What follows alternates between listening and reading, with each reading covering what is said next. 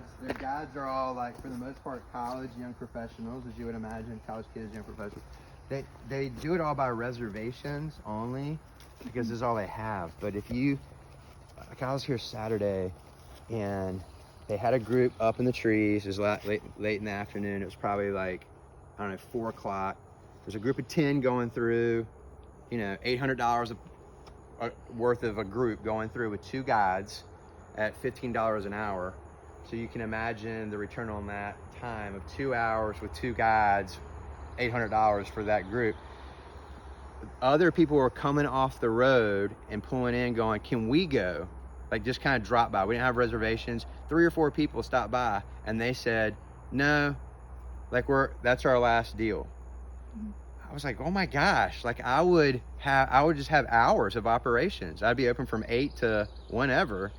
And then that way drop-in traffic could just go up. They don't have any ancillary income streams here either. I'd be like, hey, while you're waiting, you can do the rock climbing wall. It's $10 or whatever. So they just don't think that way. So they turned away $85 a person because they didn't have 2 $15 an hour guides. The math just didn't make sense to me. I was like, do you not see the problem? Anyhow, my point is they're missing out of opportunity. So when the guests check in, watch your head here. I've walked into this a few times.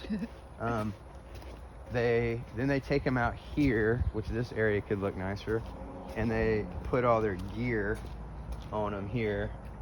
They wheel all this out of the garage, and this is kind of the spot where they put all their gear on. And then they take them through what's called ground school, where they teach them on here how to zip, because they have to, know all the safety features. And then they take them around and they go up the first tower. They have the option to either climb up the climbing wall or go up, which is about 6 flights of stairs up, or 6-story equivalency. By the way, this was a height variance change with the town of Allendale. As you can imagine, nothing else anywhere around here is that tall. So all the towers are this big, and that's how easy it was to work with Allendale. They were like, yeah, that works with us. Now, you probably wouldn't build an apartment building that tall around here, right? But they were cool with this because it fit their motif. It's really cool when you're here under operation. A lot of the guides will like bring their dogs out, so there's like kids and dogs, and everybody's having a good time. It has a really good atmosphere. So they head up. The kid zip starts here and goes in this area. Again, I would clean this all up. I mean, it's not an eyesore. It just doesn't look as aesthetically. Is that for frisbee golf? Pleasing. Yeah, they just have that one cage. I was like, well, those things right there are like $300. I'd put a frisbee golf course out here. But they weren't thinking about that. So they just have that one deal.